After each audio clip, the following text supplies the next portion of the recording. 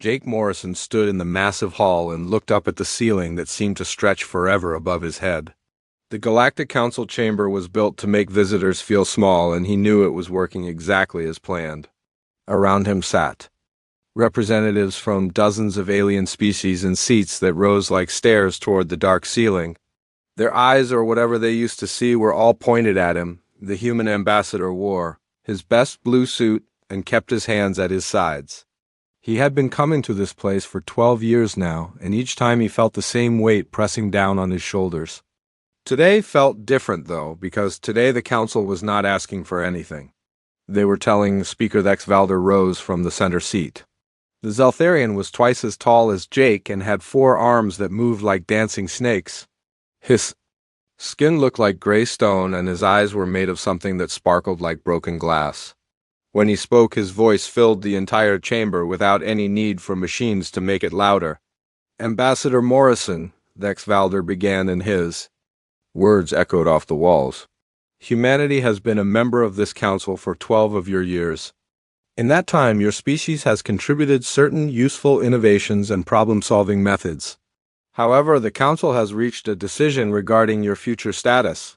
Jake felt his aide Lisa Grant tense beside him, but he kept his face blank and calm. Lisa was young and still believed that fairness mattered in places like this. Jake had learned better over the years. He nodded once to show he was listening. "The council requires that Earth surrender control of all military vessels to Zeltharian oversight within 90 standard days," Thex Valder continued. "Your economic policies will be managed by Kravani trade specialists to ensure proper integration with galactic markets. Human colonies will accept council governors to guide local administration. Finally, humanity will relinquish voting rights on all major council decisions and accept permanent advisory status." The words hit Jake like physical blows, but he did not move or change his expression. Around the chamber, he could see other species watching his reaction. The insect-like Chamek clicked their mandibles in what might have been approval. The energy beings called Luminari pulsed brighter. The water-breathing delegates from the deep worlds said nothing, but their tentacles moved in patterns that Jake had learned meant agreement. "These terms are not negotiable," Thex Valder added. "They reflect the Council's unanimous decision that humanity requires guidance to reach its full potential as a galactic citizen. Your aggressive tendencies and unpredictable nature have caused concern among the established members." Jake almost smiled at that. Aggressive tendencies. In 12 years, humanity had never started a fight or broken a treaty or failed to honor an agreement.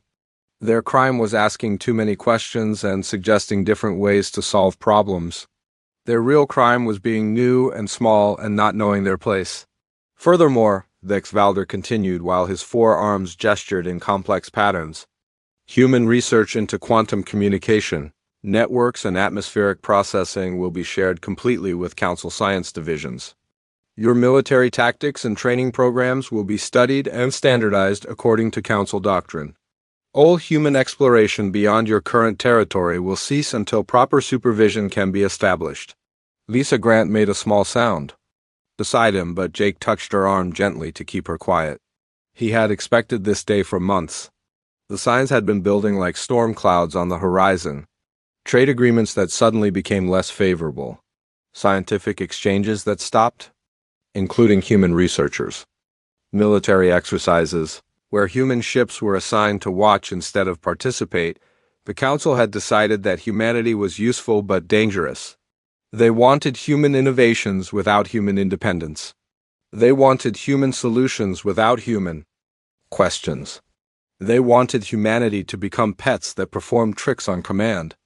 "The Council is generous in its patience," Thex Valder said, and now his glass eyes focused directly on Jake.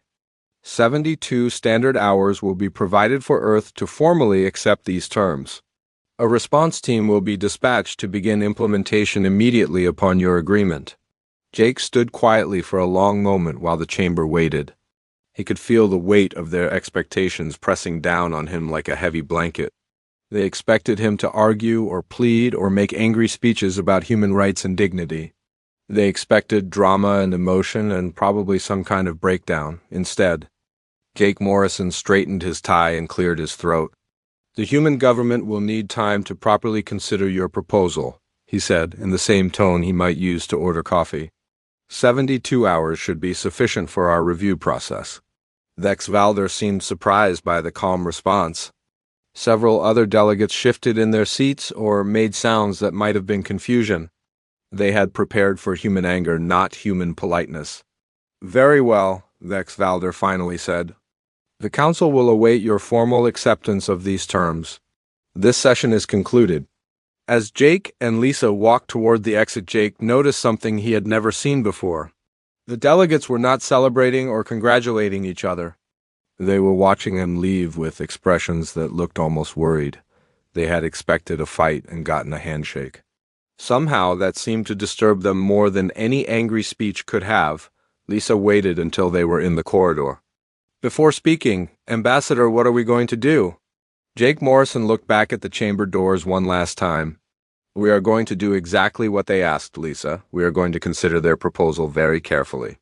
He smiled for the first time in hours. Very carefully indeed. President Maria Santos sat at the head of the long table in the emergency meeting room, deep beneath the White House. The walls were thick enough to stop any listening devices, and the room had no windows to the outside world. Around the table sat the most important people in human space, including Admiral Ben Carter, who commanded the Earth Fleet, and General Susan Walsh, who ran planetary defense. Dr. Allen Brooks looked tired as he spread papers across the table. The chief science officer had been awake for 18 hours straight, running calculations and checking data. His coffee cup was empty, but his hands still shook slightly from too much caffeine. The numbers are not good, Dr. Brooks said, without any introduction or pleasant conversation. If the Council imposes trade sanctions, we lose access to rare minerals from the Kravani systems.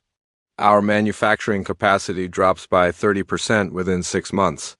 If they block our research partnerships, we fall behind in quantum physics and bioengineering. Admiral Carter leaned forward in his chair. His uniform was perfectly pressed, even though he had flown directly from the Mars orbital shipyards. What they want is surrender without calling it surrender. They want our fleet under their control and our colonies under their governors. That makes us slaves with better food. General Walsh nodded in agreement. Her short gray hair caught the light from the ceiling panels. The military assessment is clear. We cannot fight the entire Council if they decide to use force. Their combined fleets outnumber ours 50-1. But we also cannot accept their terms and remain human. President Santos listened to each report without interrupting. She had been expecting this moment since the day humans first joined the Galactic Council. The honeymoon period was over, and now came the real test of whether humanity would keep its independence or become another client species. There is a third option, she said quietly when the others finished speaking. We leave. The room went silent. Dr. Brooks looked up from his papers with surprise on his face. Admiral Carter raised one eyebrow. General Walsh just nodded slowly as if she had been thinking the same thing. Complete withdrawal from the Council, President Santos continued. We terminate all treaties and agreements. We recall our diplomats and close our trade offices. We consolidate our fleet around Earth and our existing colonies. We become an independent human nation again. Dr. Brooks cleared his throat nervously. Madam President, the economic consequences would be severe. We would lose access to technologies that we do not yet fully understand. Our growth rate would slow significantly. But we would be free, Admiral Carter said. Free to make our own decisions and our own mistakes. Free to explore space at our own pace and in our own way. President Santos stood up and walked to the wall display that showed a map of human space. 27 colonies spread across 15 star systems. 3 major shipyards. 6 research stations. Not much compared to the ancient empires of the galaxy, but it was theirs. The question is not whether we can survive alone, she said while looking at the display. The question is whether we can survive as ourselves if we stay. I think we all know the answer to that. General Walsh pulled up files on her tablet computer. Withdrawal would need to be coordinated carefully. We have civilians on Council worlds and Council representatives on our worlds, trade ships in transit, scientific exchanges in progress. Military liaison officers embedded with alien fleets. How long would full withdrawal take? President Santos asked. 60 hours if we move fast, Admiral Carter replied. Our people are professionals. They know how to pack quickly and leave cleanly when necessary. Dr. Brooks was still shaking his head. We will be cut off from galactic civilization. Our children will grow up knowing less about the universe than we do. We will become a backwater species. President Santos turned back to the table. Or we will become something unique. Something that the galaxy has never seen before. A species that chose freedom over comfort and independence over security. She sat back down and looked each person in the eye. I am not going to order this decision. It has to be unanimous among the leadership. If anyone at this table believes we should accept the council terms, then we will find a way to make that work. Admiral Carter spoke first. I vote for withdrawal. Better to face the unknown as free humans than to face the future as council pets? General Walsh was next.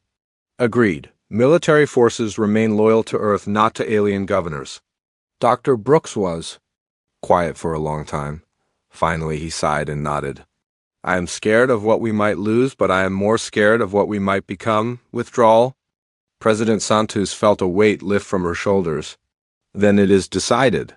Admiral Carter, please begin immediate fleet consolidation. General Walsh, coordinate the recall of all civilian personnel. Dr. Brooks, secure our research data and terminate all scientific exchanges. Over the next 60 hours, human space became a whirlwind of quiet activity. Transport ships appeared at council worlds to collect human diplomats and their families. Trade vessels completed their current contracts and began the journey home. Scientific teams packed their equipment and abandoned research projects that had taken years to develop. Jake Morrison supervised the closure of the human embassy on Nexus Prime. He packed his personal items in a single bag and watched his staff carefully crate diplomatic files and communication equipment. The Zeltharian security forces watched everything but did not interfere on the final day. Jake Morrison requested one last meeting with the council. He stood in the same chamber where he had received the ultimatum and delivered humanity's response in the same calm voice he had used before. The human government has carefully considered the council's proposal, he said while looking directly at Speaker Thex Valder. We have decided to respectfully decline. Effective immediately, humanity withdraws from the Galactic Council and terminates all associated treaties and agreements. We thank the Council for the opportunities provided during our membership and wish you prosperity in your future endeavors. Thex Valder seemed shocked by the simple statement. Ambassador Morrison, this is clearly an emotional response to reasonable requirements. Perhaps additional time would allow for calmer consideration. Jake Morrison smiled politely. Our decision is final. Good day. As Jake walked out of the council chamber for the last time, he heard confused voices behind him speaking in a dozen different languages. They had expected anger or pleading or desperate negotiation. They had not expected humans to simply walk away. The last human transport ship left Nexus Prime 6 hours later. Jake Morrison sat by a window and watched the massive station grow smaller behind them. Lisa Grant sat beside him with tears in her eyes. Do you think we made the right choice? She asked. Jake continued watching the stars. Ask me in 10 years, Lisa. Ask me in 10 years. 1 year had passed since the last human ship left Nexus Prime, and Speaker Thex Valder was beginning to understand that he had made a serious mistake. He stood in his private office looking at reports that painted a picture he did not want to see. The galaxy was slowly falling apart without humans to hold it together. The first problems appeared in the outer RIM territories where pirates and raiders had been a constant threat for centuries. During their council membership, humans had developed new patrol patterns and response strategies that cut raider activity by 60%. The human ships were fast and unpredictable. They appeared where raiders did not expect them and used tactics that no other species had thought to try. Now, with human patrols gone, the raiders were becoming bold again. They attacked trade convoys with growing confidence and escaped before council forces could respond. The traditional Zeltharian approach was to send massive fleets to hunt down the attackers, but pirates simply scattered and regrouped elsewhere. It was like trying to catch smoke with their hands. Captain, Rex Morvan of the Zeltharian heavy cruiser Dominance had lost 3 convoys in the past month. Each time his ships arrived too late to do anything but count the wreckage. His tactical officer suggested spreading forces into smaller patrol groups, but Rex refused. That was human thinking, and humans were no longer part of the Council. Meanwhile, on agricultural worlds throughout Council space, crop yields were dropping. The humans had shared their farming techniques freely during their membership, but now those same worlds were discovering that they had never truly understood the principles behind the methods. They knew which seeds to plant and when to plant them, but they did not know why. On the colony world of verdant fields, the Kravani agricultural specialist Zethka watched his crops wither in the hot sun. The irrigation system had been designed by human engineers 5 years ago and worked perfectly until the seasonal rains changed pattern. Now water pooled in some areas while other sections turned to dust. Zeth-Dashka had the original plans, but they were written in human technical language that made little sense to Kravani minds. The humans thought in terms of adaptation and flexibility, while Kravani thought in terms of fixed procedures and exact measurements. Without human technicians to modify the system, it was failing completely. Similar problems appeared throughout Council space. Atmospheric processors on marginal worlds began producing air that met minimum standards but lacked the subtle chemical balances that humans had somehow learned to achieve. The difference was small but important. People could breathe, but they felt tired and sick after a few months. Dr. Elena Rodriguez worked in her laboratory on the independent human colony of New Geneva, completely unaware that her former research partners were struggling with problems she could solve in minutes. Her quantum communication experiments had advanced far beyond anything she had shared with the Council. The breakthrough she was approaching would allow instant communication across galactic distances, but it remained locked in human space. The Council had copies of her early research, but they could not understand the intuitive leaps that led to her conclusions. Human scientists thought differently than any other species. They made connections that seemed random but somehow worked. They combined unrelated concepts in ways that produced unexpected results. On Nexus Prime, the first serious Council dispute in 3 centuries was tearing apart a trade agreement between the Luminari, energy beings, and the water-dwelling depths. The 2 species could not find common ground on territorial boundaries around a system that contained both energy-rich stars and water-bearing planets. For over 100 years, such disputes had been resolved by human mediators who somehow found solutions that satisfied everyone. Humans had a talent for seeing problems from multiple angles and creating compromises that seemed impossible until they explained them. Without human negotiators, the Council was discovering that their member species had very different ideas about fairness and justice. The Luminari believed in possession based on first discovery. The depths claimed rights based on biological need. Neither side would compromise, and the traditional Council approach was simply to impose a solution by majority vote. But majority votes created winners and losers remembered their defeats for centuries. Admiral Kate Sullivan commanded the human exploration fleet from her flagship, the HFY Horizon, and received regular reports about Council difficulties from sympathetic contacts.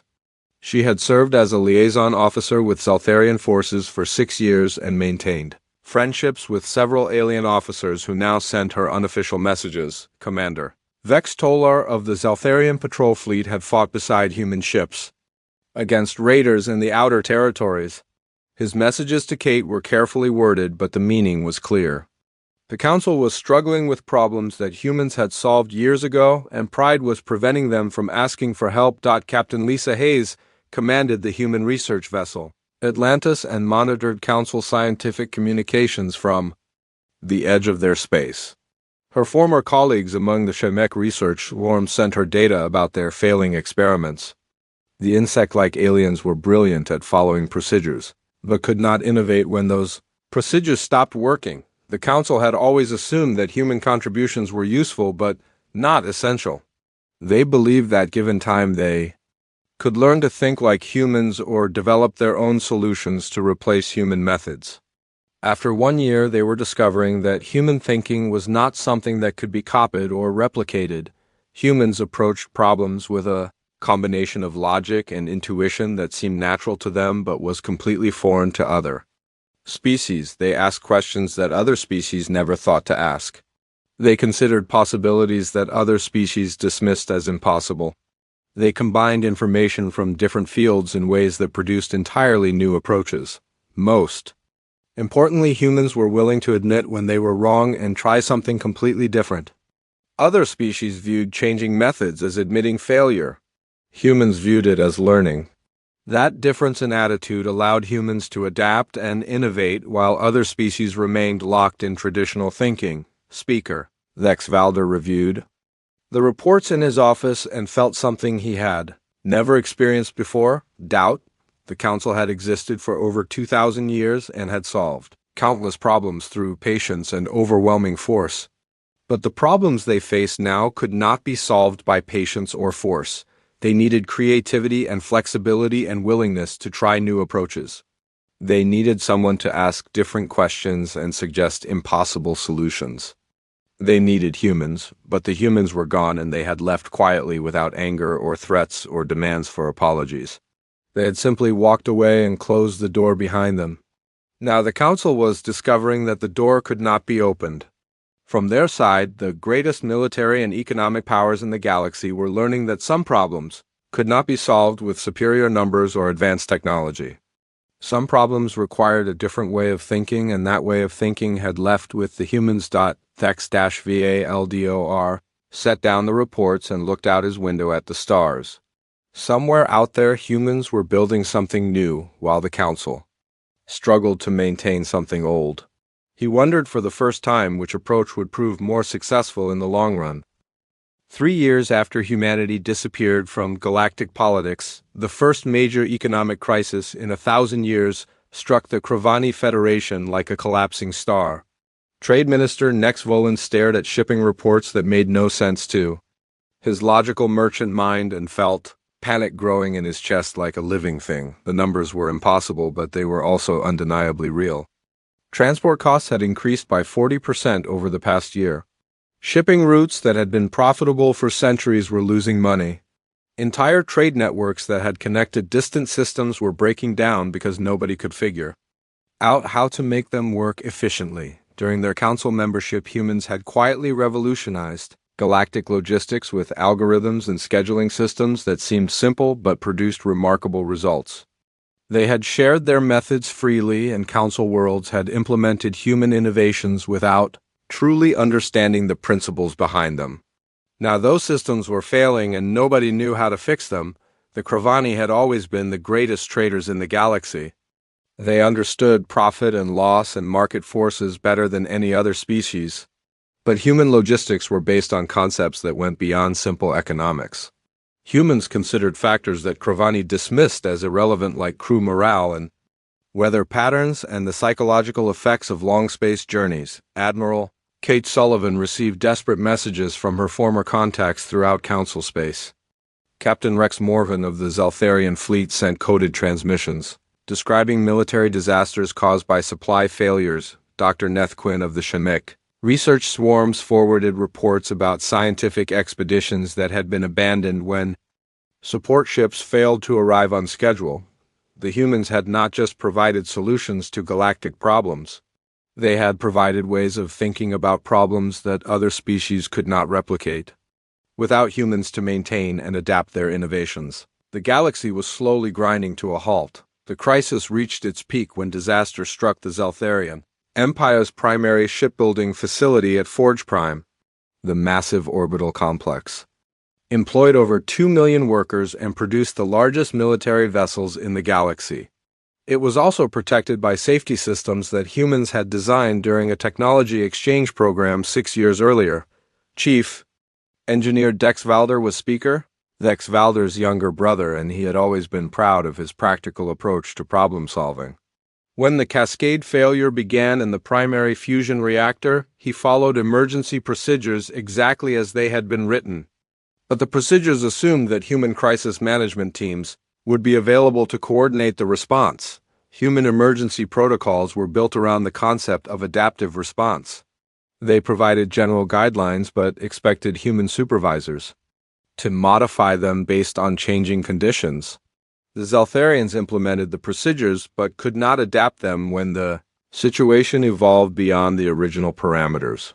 What should have been a manageable reactor shutdown became a catastrophic explosion that destroyed 3 orbital platforms and killed thousands of workers.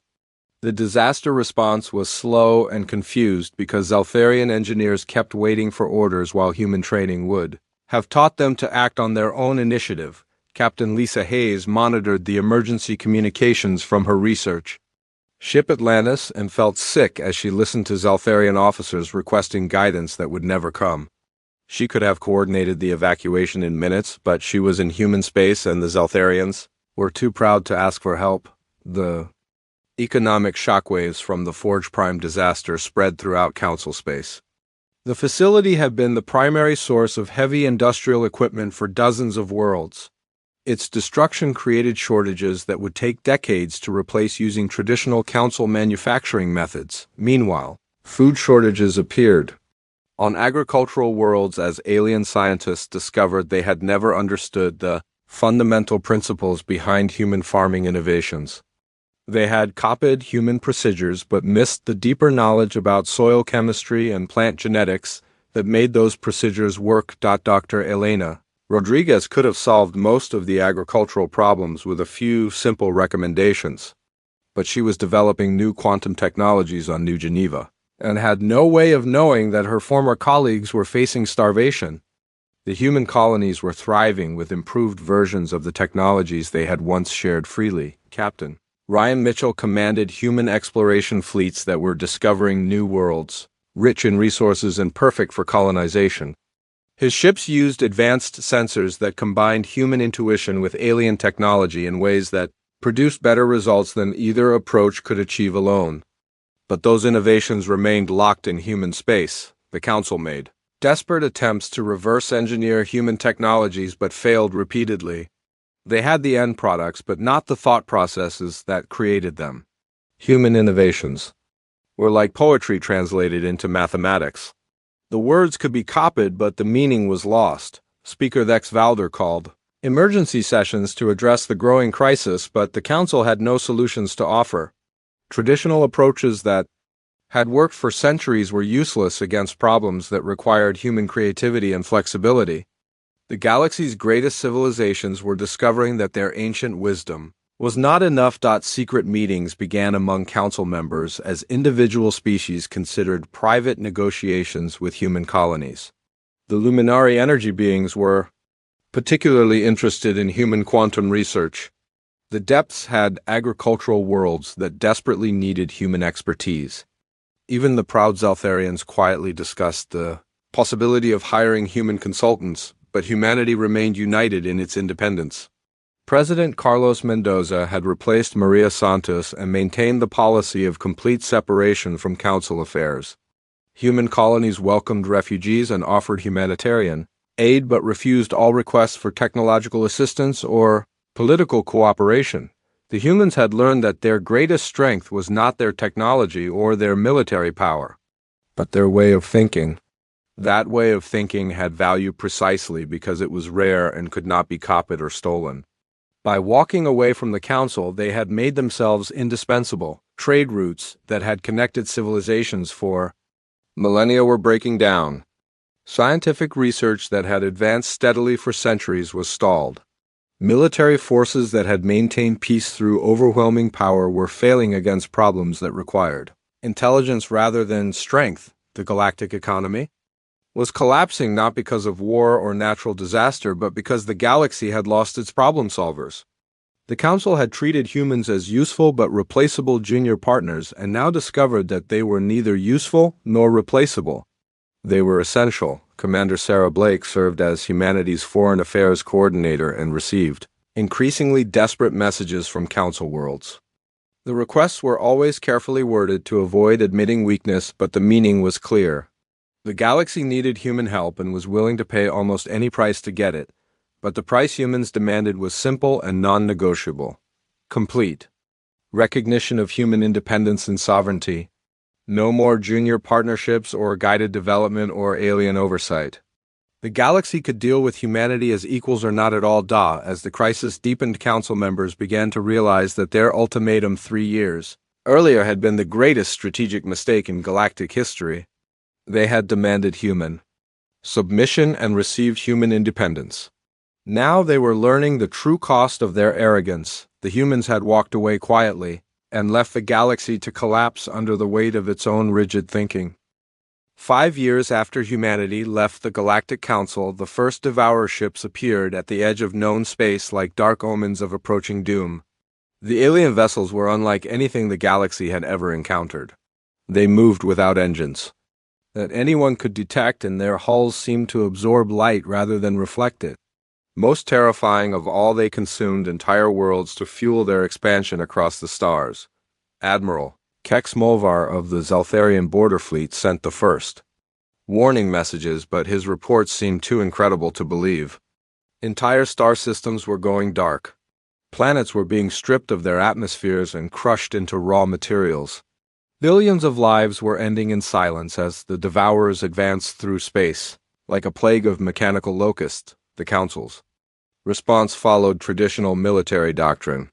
They assembled massive fleets with overwhelming firepower and advanced to meet the threat with the confidence of civilizations that had never truly been challenged. The result was the greatest military disaster in galactic history. The Devourers did not fight like any known enemy. They appeared to learn from each engagement and adapted their tactics in real time. Council forces that had trained for centuries to fight each other were useless against an enemy that ignored established rules of warfare.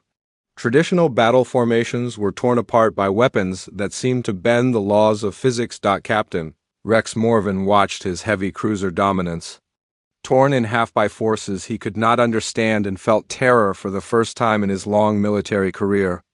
The Devourer ships moved like living things and fought with a coordination that no organic species could match. They were not just aliens.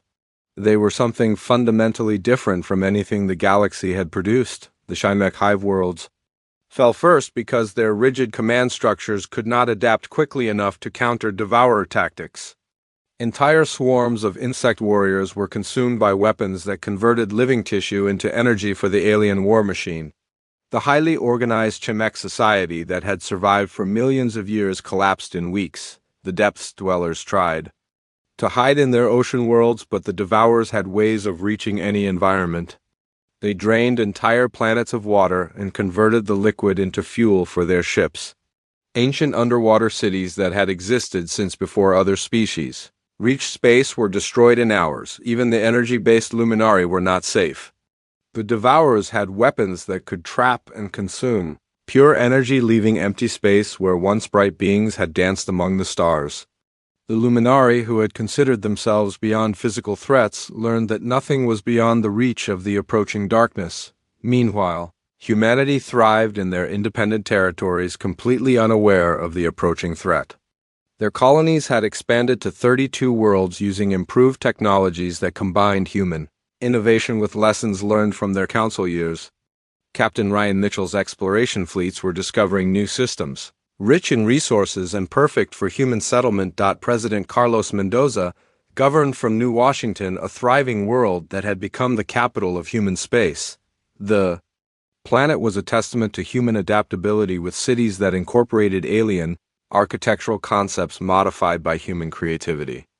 Gardens grew plants from a dozen worlds, creating environments that no other species had imagined possible. Admiral Tom Parker commanded the combined human fleets from his flagship, the Aeons Liberty, and received regular reports about expanding human territory and growing prosperity. The decision to leave the Council had proven correct in every way that mattered. Humanity was free and strong and confident about their future among the stars. Then the first desperate messages began arriving from the edges of Council space. They came through unofficial channels and were carefully worded to avoid admitting weakness, but their meaning was unmistakable. The galaxy was facing an existential threat, and traditional responses were failing completely. Commander Sarah Blake received the most detailed reports through her network of contacts among moderate council members. The descriptions of Devourer capabilities read like science fiction, but the evidence was overwhelming. Entire civilizations were being consumed by an enemy that seemed to come from outside known reality. Dr. Elena Rodriguez analyzed the technical data about devourer weapons and technology from her laboratory on New Geneva. Her quantum research had advanced far beyond anything shared with the Council, and she began to see patterns in the alien methodology that others missed. The devourers were not just advanced. They were using principles that the galaxy had never encountered. The breakthrough came when Dr. Rodriguez realized that devourer technology was based on quantum manipulation of matter at the subatomic level.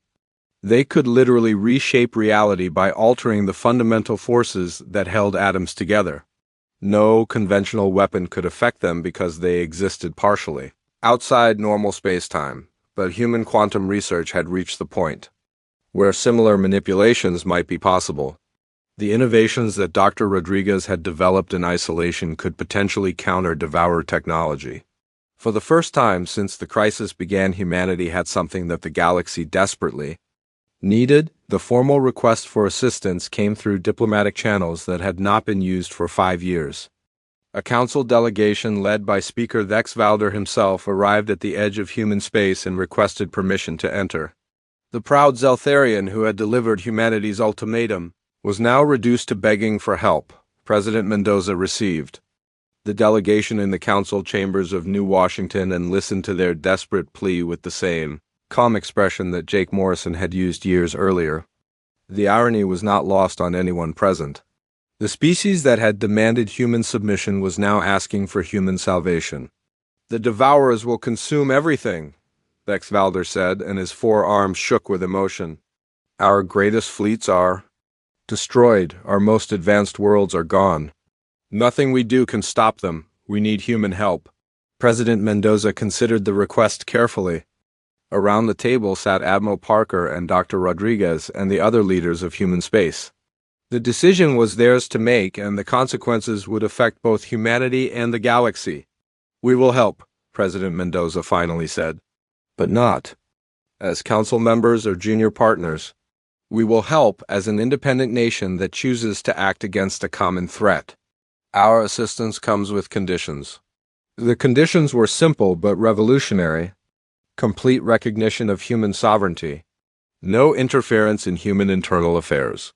Equal partnership in any post-war arrangements. The Council could accept human help as equals or watch the galaxy burn as slaves to their own pride. Thex Valder agreed without hesitation. Pride was a luxury that the dying could not afford. Within days, human fleets began moving toward the battle zones using tactics that no other species had developed. Captain Lisa Hayes commanded research vessels that analyzed devourer technology in real time. Admiral Kate Sullivan coordinated multi-species task forces using human command methods that emphasized flexibility and adaptation. The results were immediate and dramatic. Human forces engaged the devourers, using quantum-based weapons that could actually damage their reality-bending technology. More importantly, human tactics confused the enemy. Because they were based on unpredictability rather than rigid doctrine, the tide of war began to turn for the first time since the devourers appeared. The galaxy was learning that some threats could only be countered by thinking in completely new ways, and humanity was the only species that had mastered the art of thinking differently. 2 years after human forces first engaged the devourers, the last enemy stronghold fell to a combined fleet led by Admiral Tom Parker aboard the UNS Liberty.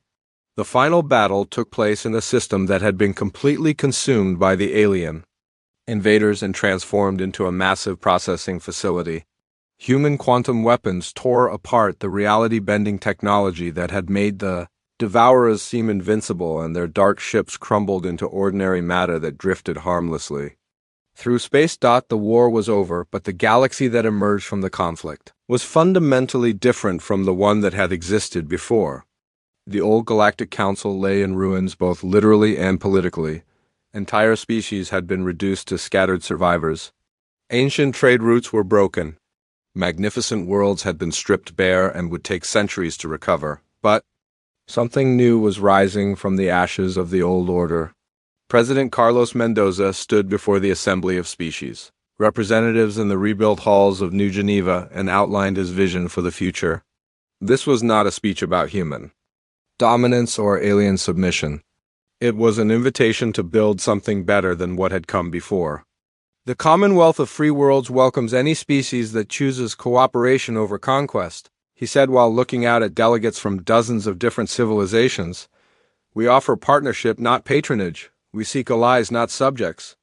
Every member world maintains complete autonomy over its internal affairs while contributing to our common defense and prosperity. The contrast with the old council system could not have been clearer. Instead of a hierarchy with ancient species ruling over younger ones, the Commonwealth was built on the principle of equal representation. Instead of rigid traditions that never changed, it embraced innovation and adaptation. Instead of demanding conformity, it celebrated the unique contributions that each species could offer. Jake Morrison had lived to see this moment, and he stood in the back of the assembly hall with tears in his eyes. The elderly former ambassador watched humans and aliens working together as true partners and knew that the quiet walk away from the council chamber 7 years earlier had been worth every sacrifice. Admiral Kate Sullivan oversaw the liberation of worlds that had been abandoned during the Devourer advance. Her fleets arrived not as conquerors but as liberators, bringing relief supplies and reconstruction teams. The humans did not claim these worlds as spoils of war. Instead, they helped them rebuild and offered them membership in the growing Commonwealth. The response was overwhelming. Species that had been ruled by the Council for centuries chose freedom in the Commonwealth instead. The Kravani merchant clans joined almost immediately when they discovered that Commonwealth trade policies were based on mutual benefit rather than exploitation. The surviving Shemek swarms found that human flexibility complemented their organizational skills perfectly. Even portions of the proud Zaltharian Empire began breaking away to join the Commonwealth. Younger Zaltharians who had served alongside human forces during the war had learned to appreciate human methods and wanted to continue the partnership. Speaker Thex Valder found his empire fragmenting as more and more worlds chose human friendship over Zaltharian domination. The old council still existed, but as a shadow of its former self. Reduced to perhaps a dozen core worlds, it continued to function as a regional government but no longer claimed authority over galactic affairs. The age of ancient empires imposing their will on younger species was ending, and a new age of voluntary cooperation was beginning. Captain Lisa Hayes commanded research stations throughout Commonwealth, space where human and alien scientists worked together on projects that neither could complete alone. The quantum communication networks that Dr. Elena Rodriguez had developed were being improved by luminary energy manipulation techniques. Atmospheric processors were becoming more efficient thanks to depth-dweller understanding of fluid dynamics. The innovations emerging from these partnerships were beyond anything that either humans or aliens had achieved separately. Human creativity combined with alien knowledge produced solutions to problems that had seemed impossible. The Commonwealth was becoming a center of technological and social advancement that attracted the best minds from across the galaxy. Trade flourished under Commonwealth policies that encouraged innovation and fair competition. Captain Ryan Mitchell's exploration fleets were discovering new worlds weekly, and every discovery was shared freely among member species. Instead of racing to claim territory, Commonwealth members cooperated to develop resources in ways that benefited everyone. Dr. Elena Rodriguez had become the Commonwealth's chief science advisor, and her quantum research was revolutionizing everything from space travel to medicine. Working with alien colleagues, she had discovered principles that no single species could have found alone. The combination of human intuition and alien logic was unlocking secrets of the universe at an unprecedented rate, but perhaps the most important change was in how conflicts were resolved. Instead of imposing solutions by force or majority vote, the Commonwealth used human mediation techniques to find compromises that satisfied all parties. Problems that had seemed impossible under the old system were being solved through creative thinking and willingness to try new approaches. Commander Sarah Blake had become the Commonwealth's foreign affairs coordinator and found herself dealing with a steady stream of requests from non-member worlds seeking to join the alliance.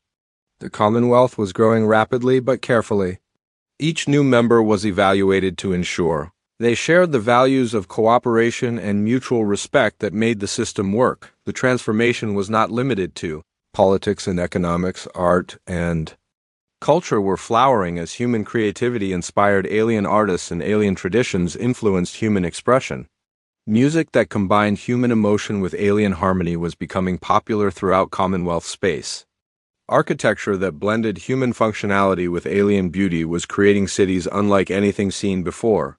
Admiral Tom Parker coordinated the Commonwealth Defense Force from his headquarters on New Geneva and marveled at how different it was from traditional military organizations.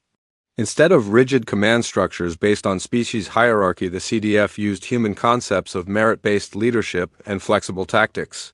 Officers of any species could rise to positions of authority. Based on ability rather than birth, the Defense Force was also fundamentally different in its mission. Instead of maintaining order through fear and overwhelming power, it focused on protecting member worlds from external threats while respecting their sovereignty. The CDF intervened only when invited and withdrew as soon as threats were eliminated. President Mendoza stood on the observation deck of New Geneva station and watched ships from dozens of species dock peacefully at the same ports. Kravani traders worked alongside human merchants. Zeltharian engineers collaborated with Shemek technicians. Luminary energy beings shared research with human quantum physicists. 7 years earlier, humanity had walked quietly away from the Galactic Council because they refused to surrender their independence. Now they were the center of a new galactic civilization based on the principles they had refused to abandon. Freedom and cooperation had proven more powerful than dominance and control. The galaxy had learned that strength came not from forcing others to submit but from inspiring them to cooperate. The Commonwealth was growing because it offered something that no previous galactic government had provided. It offered hope. Jake Morrison joined President Mendoza on the observation deck, and they watched the busy traffic of free commerce and voluntary cooperation. The old ambassador smiled as he remembered the day he had delivered humanity's ultimatum to the Council. "Do you think they understand now?"